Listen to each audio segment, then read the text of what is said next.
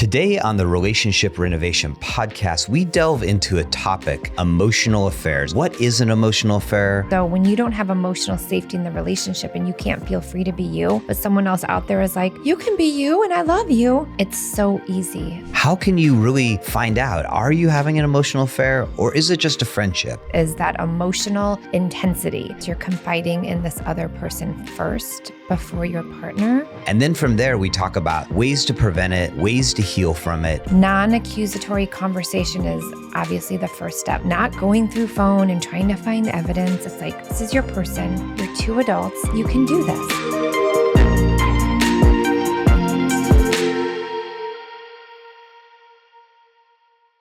Hello, all, and welcome to the Relationship Renovation podcast. I'm Tarah Kerwin. And my name is EJ Kerwin. And today we're taking on a topic that we hear a lot about it through listener emails. We definitely see a ton of it at work. The emotional affair dilemma.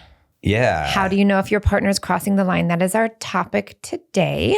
First, I just want to say thank you, listeners, for writing in and giving us just so much content for our podcast and for reviewing us and rating us. Like, it means so much because we really are impacted in our own relationship by the work we do globally. And it just feels so good to hear amazing, wonderful things and also to try to respond to some hard, difficult situations as well. Absolutely. So if you haven't already, it would mean a ton to us if you would just, give us a rating, write us a review. It really, it helps get the word out. And it, because at the end of the day, one of the reasons Tara and I started this whole thing was that we know that relationship is sort of the building block of community. And so if we can help there be more and more happy, healthy relationships, and that means happy, healthy families. It means good work environments. It means healthy communities.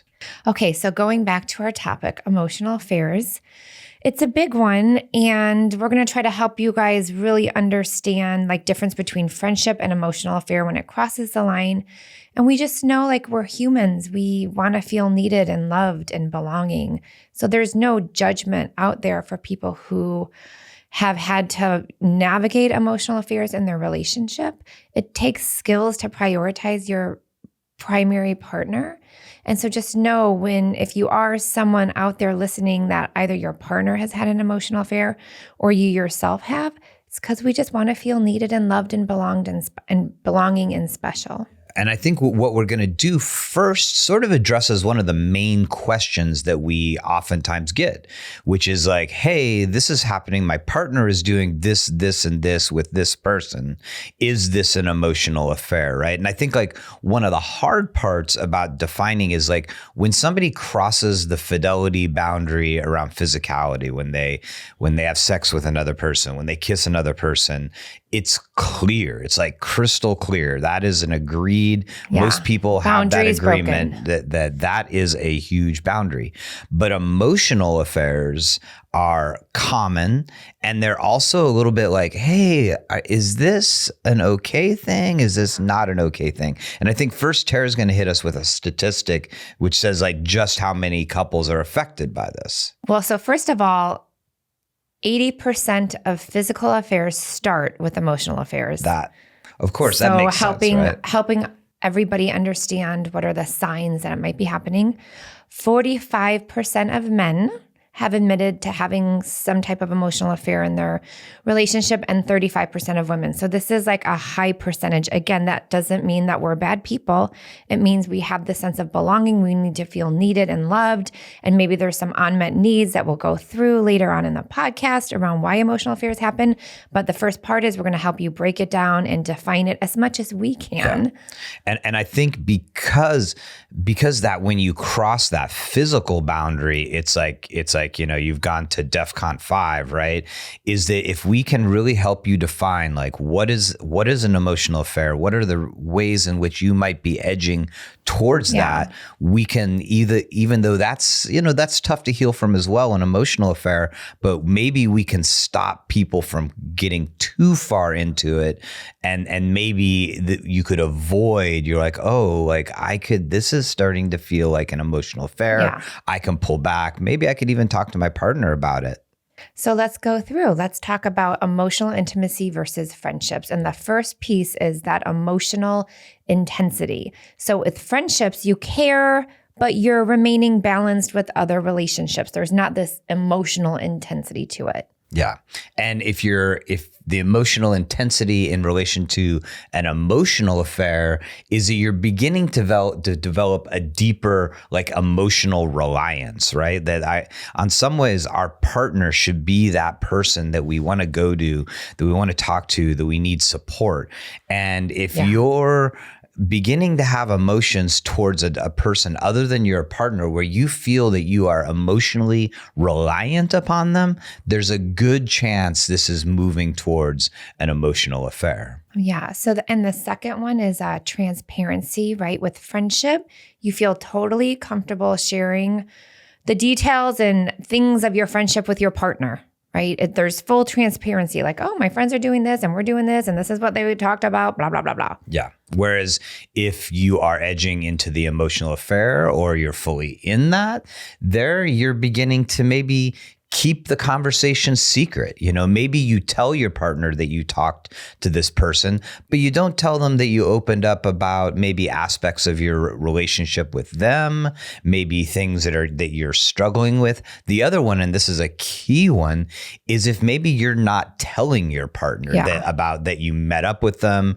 Maybe you're not telling them, oh, you went to lunch and it wasn't just a group of you, it was the two of you, that you're keeping conversations or meetups secret from your partner. It is not fully transparent. 100%. The third, the prioritization of the relationship, right? So in friendships, we value our relationship, but it does not take precedent over our primary relationship, our partner.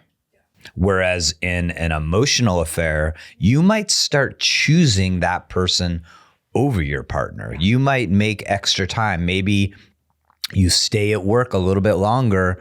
Your partner's at home. You could go do something with them. You stay at work and you have a longer conversation. You're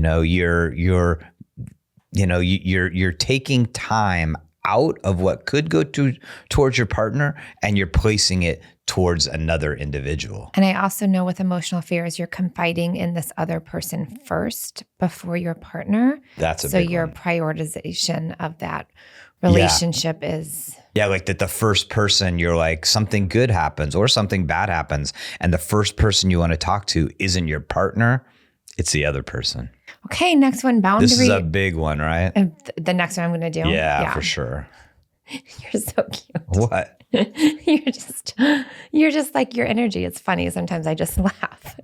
This is a big one, but it is. It's boundary crossing, right? With friendship, it never encroaches into this like romantic sexual thing. It's neutral. It just doesn't go there.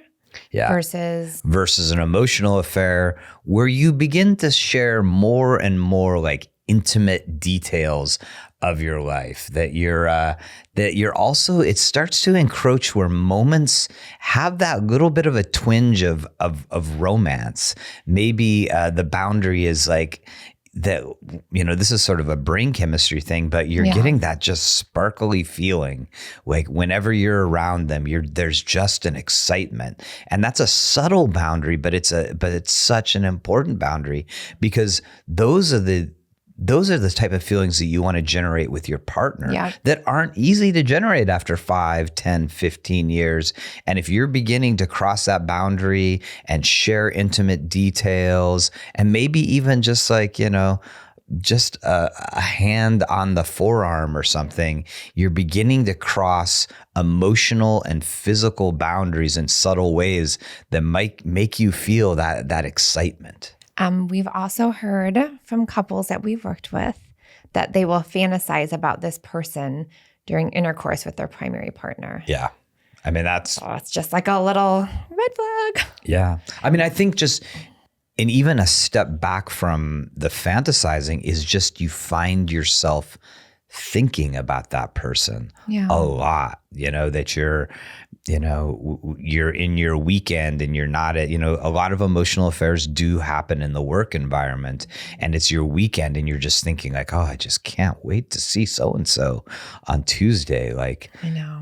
That's crossing a boundary. You're giving a part of yourself away to another person. Just like in my head thinking, God, but it has to be so hard because like, let's just say you've been in this relationship where your needs haven't been met. And I know we're going to go through this.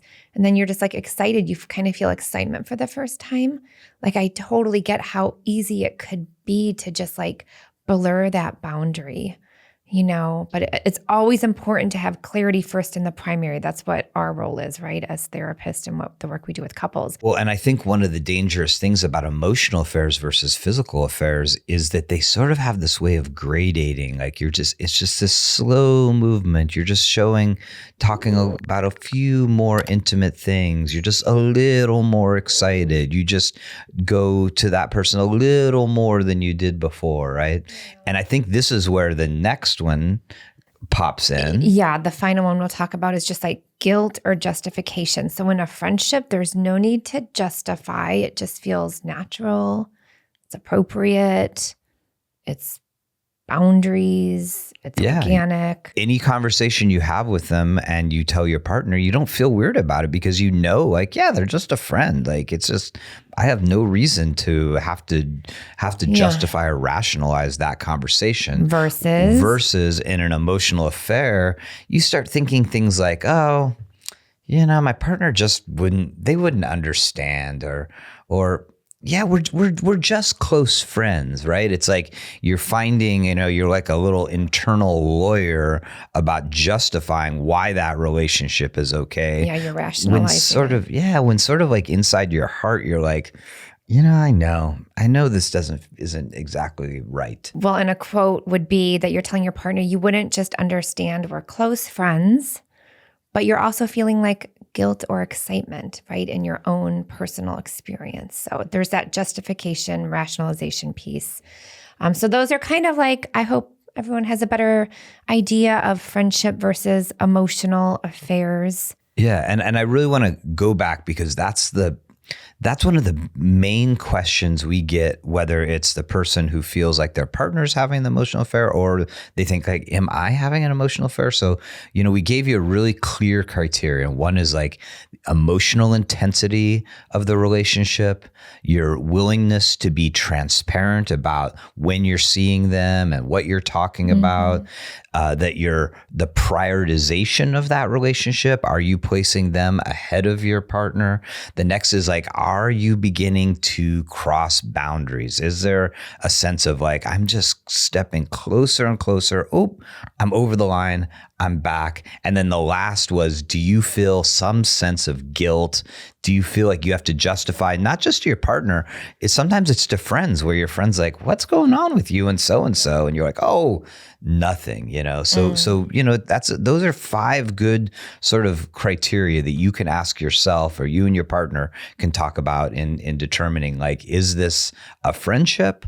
Or is this an emotional affair? And just to share, because we've worked with a lot of couples who have infidelity, physical and emotional emotional affairs are just as damaging as physical affairs. It breaks trust. There's that secrecy.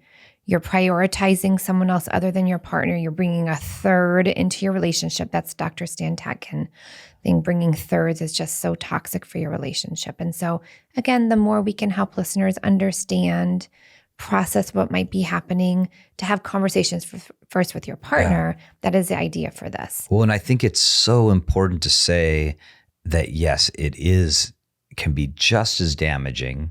And that's why if you're in that phase of guilt or justification, that you want to be able to pull back as early as possible and look at it and be like, oh man, I could really be gnawing away at the sort of like foundation of my relationship. So some examples, right? Real life examples. We've heard them. We might have friends. We might have engaged them in ourselves, but reconnecting with exes, especially on social media, right? Yeah. Reconnecting with exes, I think is a big one you hear Oh, about. yeah. It's like Or that old blast from the friends. past. And it's like, ooh. Yeah, old friends too, like an old friend from high school, old friend from college, those Yeah. kind of rekindling of people that you had strong relationships with. Yeah. And it just brings this excitement. Workplace relationships, right? It's just you're spending time with this other person for at least 8 hours a day in the workplace and you're away from your partner. Like a lot of things could happen.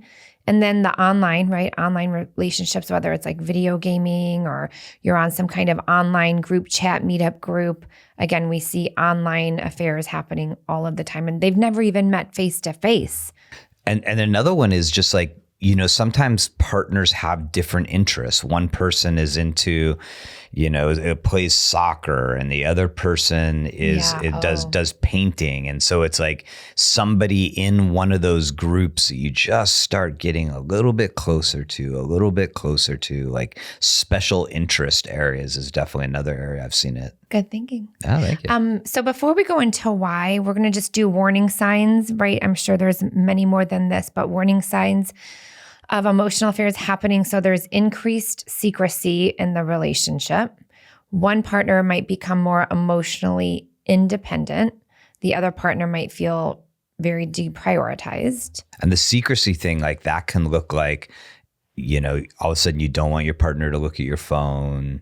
You're changing your password. Keeping it close to you if there's a ding. Yeah, absolutely. So secrecy can be about sharing information, but it can also be about like sort of like feeling like the way, you know, walking out of the room when you talk to that person. Oh, another one is like comparing this person to your partner.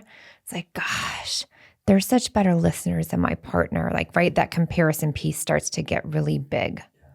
Well, and that can also then lead to one person feeling like really deprioritized. And one person's like, wow, it's like, it almost feels like you'd rather be out to lunch with your work colleague, or you'd rather be out to lunch with this person than hanging with me. You'd rather be Facebook chatting with this person instead of like us watching a movie together on Friday night. Which goes into another warning sign, like the denial of the importance that this other relationship is having on your relationship. Yeah. And then finally, just like sharing personal and emotional details with someone other than your partner that hasn't been talked about yet with your partner. Yeah. I think that's like a huge like self-check you can do if you have some friend that you're like, gosh, am I developing a deeper emotional connection with this? Is when you're just opening up about things that you don't open up to other people about. You don't open up to your friends about. You know, I think that's a really good self-check to make. Okay, so let's get into why. So we've taken a little bit of a dive into how to sort of create a way to look at like, is this an emotional affair? Is it a friendship? So a way to sort of like answer that question, like, are boundaries being crossed? Mm-hmm. We gave some warning signs. And we also talked about how emotional affairs can be just as damaging to a relationship as physical affairs. So the next one, we want to get into the like, let's understand like why this happens. I mean, clearly if like, you know, what was it, like 80% of couples say at some point there's been, you know, some sort of emotional affair. Was that the number? No, 80% of physical affairs start with emotional affairs. 45% of men, 35% of women. So, and as Tarah said, you know, 45% of men, 35% of women say at some point they feel like they've had an emotional affair. It's important for us to also look at like, why do emotional affairs happen? Well, there's many reasons why. Let's tell us, Tarah. Let's go. And just to like in my own personal experience, obviously before I matured and knew all my stuff, like I've definitely had emotional affairs in past relationships. And it was that whole idea of unmet needs, right? I had unmet needs that of course I couldn't communicate with my partner because I didn't know how to communicate my needs. So I just figured like, oh, this other person's like meeting this need so much better. Yeah. And so like, right, that instant gratification of someone else making me feel more important But I never gave my partner the chance to let them know what my unmet needs were because I just figured right back in the day, like my partner should just know how to meet my needs, right? Yeah. Faulty thinking. We have many podcasts on that. Well, and then I can flip to the other side of it is that if you have a partner who can be less emotionally available, less willing to be vulnerable, then the other partner could get to the point where they feel disconnected and they crave that deeper connection. And so it can be, and those kind of go hand in hand, right? Is like you are on probably more of the side of somebody who has needs and when they don't get met, doesn't know how to ask for them. I could have been more on the side where I'm maybe not showing up in an emotionally present way enough for my partner. Yeah. So unmet needs, avoidance of vulnerability, or just avoidance with your partner. Lack of, this is a big one, right? Lack of intimacy or excitement with your partner. Like we grow bored of each other. My goodness, life gets in the way. Kids, we're like working from 9 to 9, and it's like we don't prioritize our relationship. So there's that like lack of excitement that was there in the beginning, and this, your life kind of takes like, this is what we're doing. It's very, what's the word? Repetitive. Yeah. Well, and there can be, some of these things are like really insidious because they're not, there are certain things that like with you and your partner that you're just like, you guys aren't on top of it. And you just need to kind of clean up your habits, and you need to make each other a priority. But then there's things that are just like built into long-term relationship that the excitement of connecting with somebody new can be extremely alluring when like you've been together with somebody for 10 years. I think of new car. Like I get the new car and it smells so good and it's new and it's shiny. And then like, a couple years later, I'm like, And then you like want a new car because you want that. I feel like that feeling of it. It's like, it's so like, it's new and it brings a sense of excitement. It's so funny because so we went through this whole thing with your car, like 6 months ago, where Tarah keeps her car in like impeccable. Like it looks like a new car and she's had it for years. Right. And we went through like, hey, do we buy it or do we re-up? And I could see you struggling with like, cause we'd get into one of those new cars and you'd be like, I want to have an emotional affair with this car. Holy God. Do. It'll last a couple years. So that lack of intimacy or excitement. Another one is just seeking validation outside of the relationship, especially if you're having unmet needs. When someone else outside of your relationship is like, dang, you look good. Oh my God, I love the way that you do this. Like people are just noticing you. That feels so validating. And you're like, and then it's so easy to come up with that story like, my partner doesn't do that for me. And it's because so subtle. It is. It's so subtle because like literally another person just taking interest in you can just like create like that excitement, know, and brain chemistry, which is like somebody that's just outside of our control. Looks at you because it's not always you going out and being like, I'm going to go out and find somebody to have an emotional affair with. It's somebody else that sees something wonderful in you and then starts, sort of sending out their emotional tendrils, and you're like, oh, that feels good. Yeah, I hope like as you're listening to this, people who have emotional affairs, it's not like I am going to wreck my partner and I'm going to have an emotional affair. It is coming from wounded, and we've seen this across the board for over a decade. It's coming from very wounded spots, and usually that growth and maturity development hasn't happened around what is and the skills aren't there, right? We don't have the skills. And so just know if you're listening to this, like nobody's a bad person for having this, right? Another one that I've seen, hugely, is like poor boundaries in the relationship from the get-go. Yeah. Which automatically, like how many times, EJ, I've had a couple like, oh, well, our social media, we were doing this and like, it was okay that he liked pictures of these cute girls, but now we're married. And I'm like, well, did you guys ever make this agreement that he would stop liking pictures of cute women, like, no, but that was just it, that was supposed to just happen. Like, there's no agreements because there were no boundaries. And again, that's not your fault. We learn boundaries from our childhood, our environment. I mean, this is an lack of. interesting one, like, because sometimes we talk about things that we struggled with. And then sometimes I'm like, well, we did a few things right. And like, I remember early on in our relationship, like we set some boundaries around that. Yeah. Whereas that really, like, then I think we established that that's not okay, you know? Mm-hmm. And so I think but I think there's a lot of people, especially younger people, I think, who are very plugged into social media.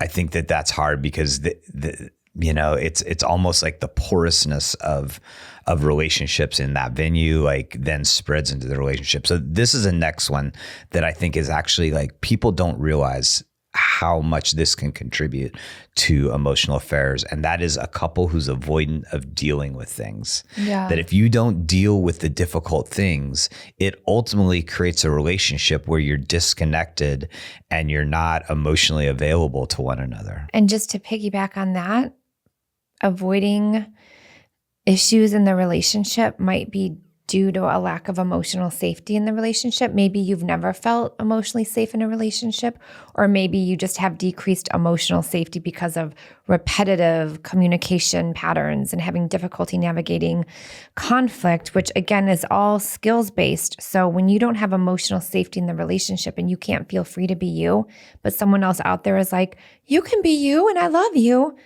it's so easy. It's like a carrot and you haven't had a piece of food in 30 days and you're a rabbit. Like, that's like, I'm going to eat that carrot. I'm going to jump on that. So I think this is a great one just to reflect back on, because what we're talking about here is like, if you're listening to this, you can take this information and be preventative, because there might not be any emotional affairs yet. But if you think about, wow, are there unmet emotional needs in our relationship? Are we avoiding vulnerability? Is there a lack of intimacy or excitement? Is there emotional safety issues? You can address those things now. We have other episodes. Just do a search for emotional safety or intimacy in our podcast episodes.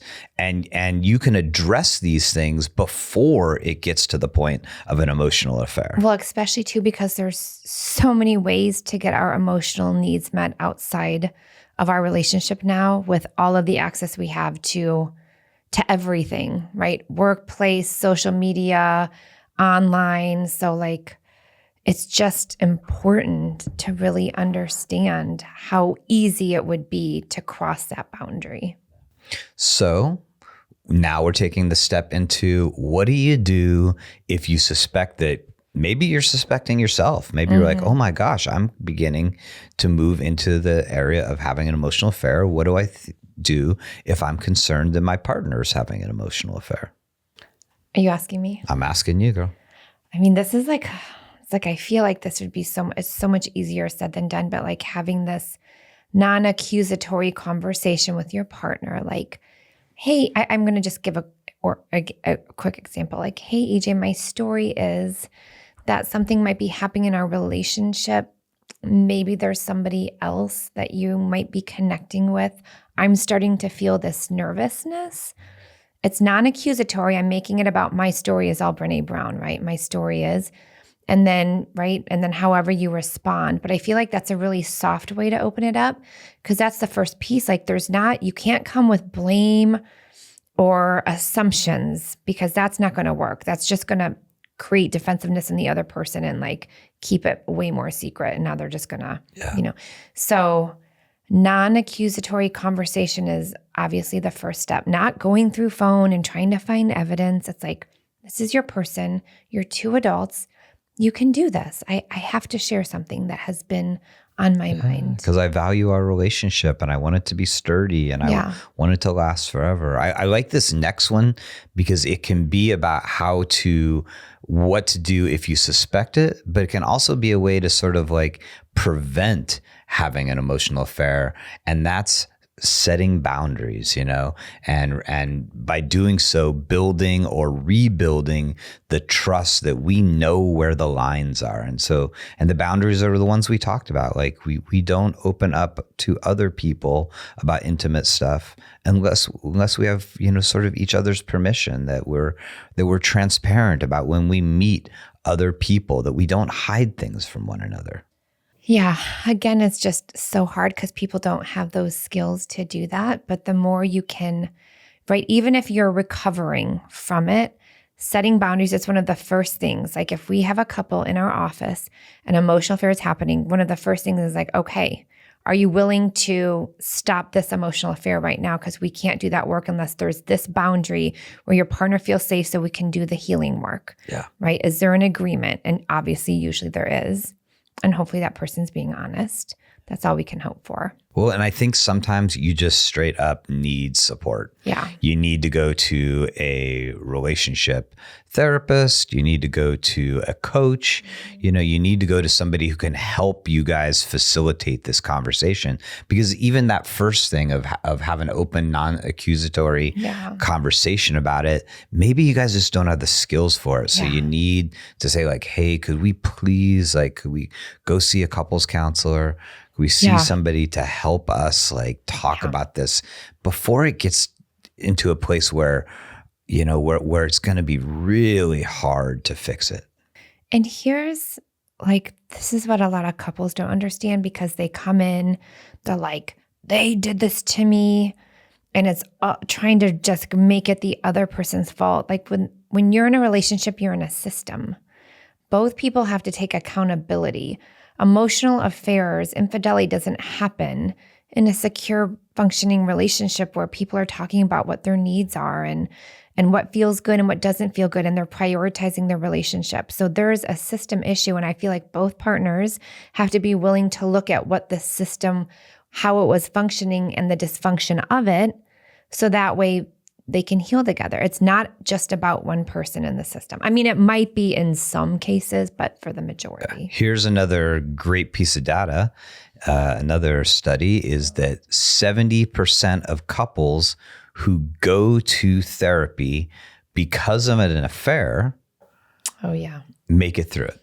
They do. Yeah. They make it through it. They heal. I don't think people realize it's that high, because I know for me, in my mind, I'm like, if an affair happened, I'm done, right? That's my hardcore boundary in my head. It better not happen. No, I'm just kidding. How about an emotional affair? Then just we haven't been doing our job. So anyway, so now we're going into just how to prevent emotional affairs from happening. Obviously, if you can catch this early and start to have emotional check-ins with your partner and talking about how you can, what your needs are and how you can prioritize each other, that's ideal. Yeah. I mean, if you can cultivate a relationship with your partner where you can go to them with your struggles and you can be vulnerable, then there's just less likelihood that you're going to even want to go to anybody else, because it's who needs them? That need is getting met. Yeah. And if an emotional affair is not happening yet, but you're oh, we avoid conversations. Oh, we don't have healthy communication. Oh, I haven't expressed dissatisfaction to my partner.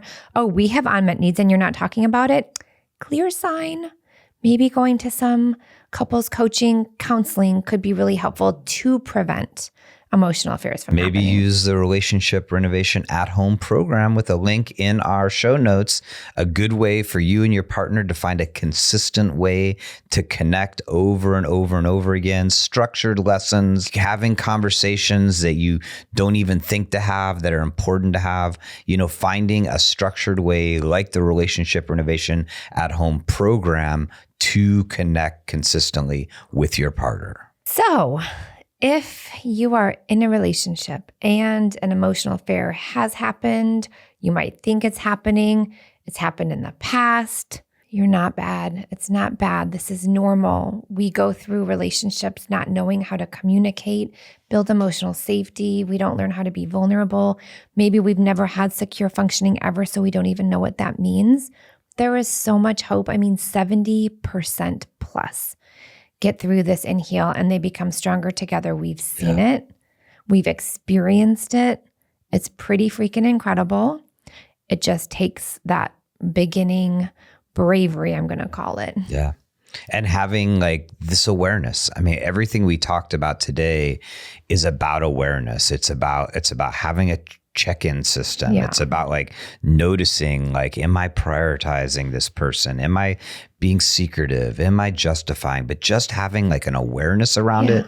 And then what is it? Insight plus action equals results. Yeah. And so just for me, my key takeaway is like, we're humans. We love to be loved. We love to feel needed. Try to get that first in the relationship you're in a healthy way. And then if you do that in the healthy way and your partner is like not able to, at least you're doing this out of clarity and you're not going down that other route of crossing boundaries and being creating secretive, and of creating lying. tension. And so give your partner a chance first. Absolutely.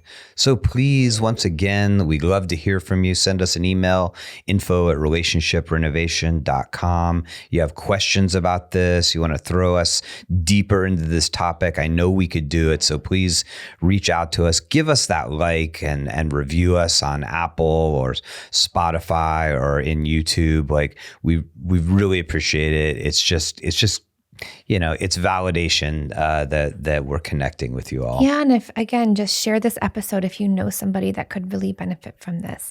And again, thank you so much for listening. Take care of yourself. Take care of each other. Bye-bye. Bye-bye.